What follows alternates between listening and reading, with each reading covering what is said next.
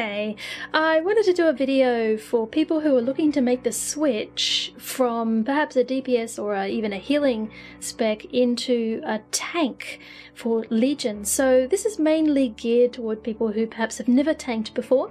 If you're looking to come into Legion from a previous expansion, maybe from an earlier expansion, and you're just coming back into Legion because it looks so amazing, which it really does, there's a couple of things in here that you might find useful as well, but this is mainly for people who have never tanked before.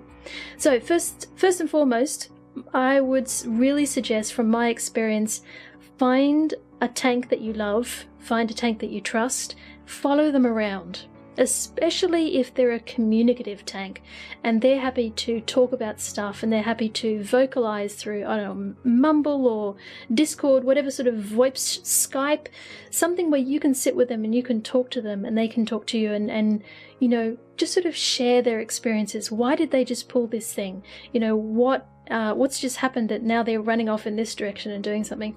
You know, becoming more familiar with what is it that a good tank does.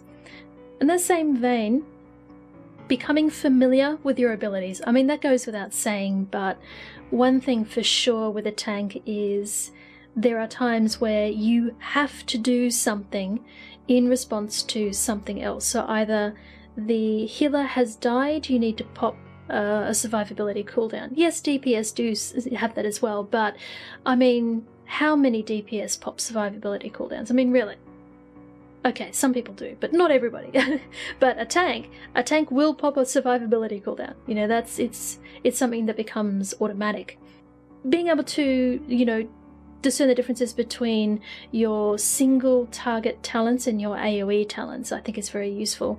Wowhead has some really great guides from very trusted tanks. Go in there, have a look at that, you know, get some information from there before you know, step into things. So at least you've got a little bit of information before you throw yourself into the deep end kind of thing. In terms of talents, I would honestly suggest in Legion to go AoE as much as you can, because especially as you're leveling anything below 110, you've got a lot of dungeons like Darkheart Thicket and Neltharian's Lair, which it is very, very rare to be tanking less than 3, unless it's a boss. And a lot of the times it's 4 or 5 mobs. So having, you know, a lot of AoE abilities, and in addition to that, people body pull a lot in Legion.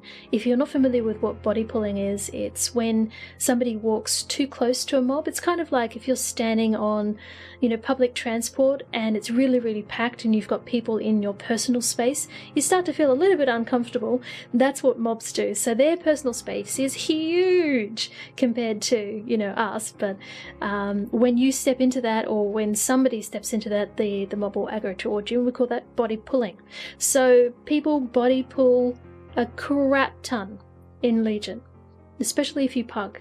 It's like every second pull somebody body pulls. So being able to pick up, you know, first you're tanking 3 things and then suddenly 5 more things have turned up. So being able to grab those things as quickly as possible is very important. On that note, there's some really good add-ons that serve the only, I would say, the most important purpose, which is, as a tank, to know what is hitting you and what is hitting somebody else. So LVI is an add-on that I've spoken about on my channel previously. If you're not familiar with it, just search add-ons on my channel and there'll be a number of videos where I've talked about add-ons. LVI has a feature within it. It's a bigger add-on, but it actually has a feature where it colors the V-bars. If you don't know what V-bars are, if you press V, you'll get a little health bar that pops above the heads of enemies. Sometimes they're called nameplates. I've always called them V-bars, it's just old school. And the add-ons like LVI, they will actually change the colour of the V-bar based on its whether it's hitting you or not hitting you, or whether it's about to switch one way or the other. So when I see something, for example, is red, that means it's not hitting me, and I go over and I smack it. So you have to be very possessive of mobs in a tanking situation. If something's not hitting you, you need to go over there and hit it, kind of thing. Kind of think of it like somebody's trying to steal your woman or steal your man, and you're going to go out there and you're going to steal him back on, or whatever it takes. The third thing I would mention is the dungeon journal. Show, very useful. It's concise, it's short, it even gives you tips of what to do. So it says, use an active mitigation ability for this boss ability. There's usually only 2 or 3, maybe 4 things that you have to watch out for depending on what the boss is, and it takes all of 10 seconds to read it. So as you see yourself approaching a boss, tell the group 20 seconds, pretend you're waiting for a cooldown to come off cooldown or something like that. Have a quick look through the dungeon journal, and so at least you have a little bit of an idea. If you want to go above and beyond, have a look at the dungeon journal before you go into the dungeon kind of thing. You can specifically choose which dungeon you want to do. So if you're worried about getting a random dungeon, just go into the specific dungeons list, pick, for example, Dark Heart Thicket, have a look at the bosses before you go in, and then queue for it. You can do that as well. The fourth thing I would also mention is do normal content first.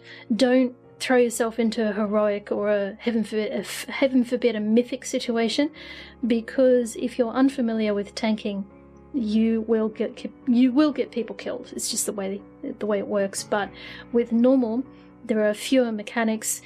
The damage is significantly reduced to the point where I'm not even needed as a tank in normal content.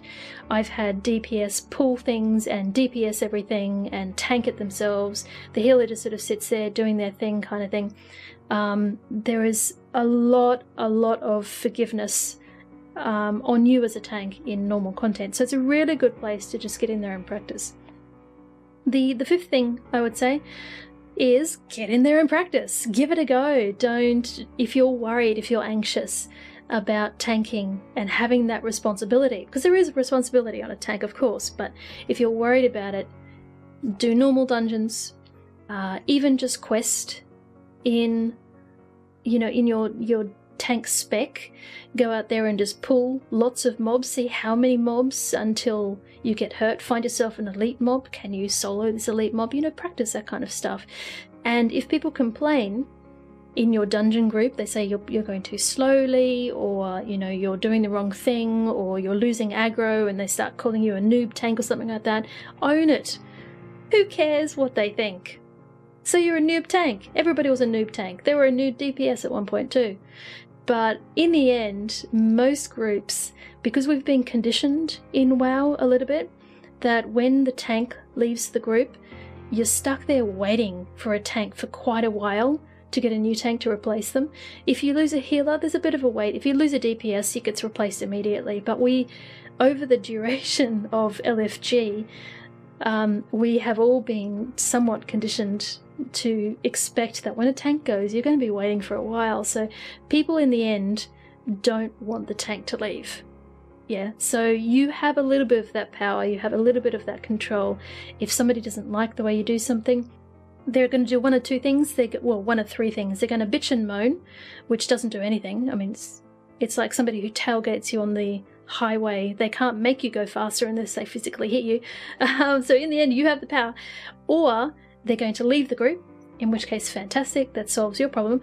Or thirdly, they're going to start pulling themselves. And if they can do that and they can survive, okay, maybe that's for you to leave then. If you feel like you're not learning enough from that experience, maybe you need to walk away.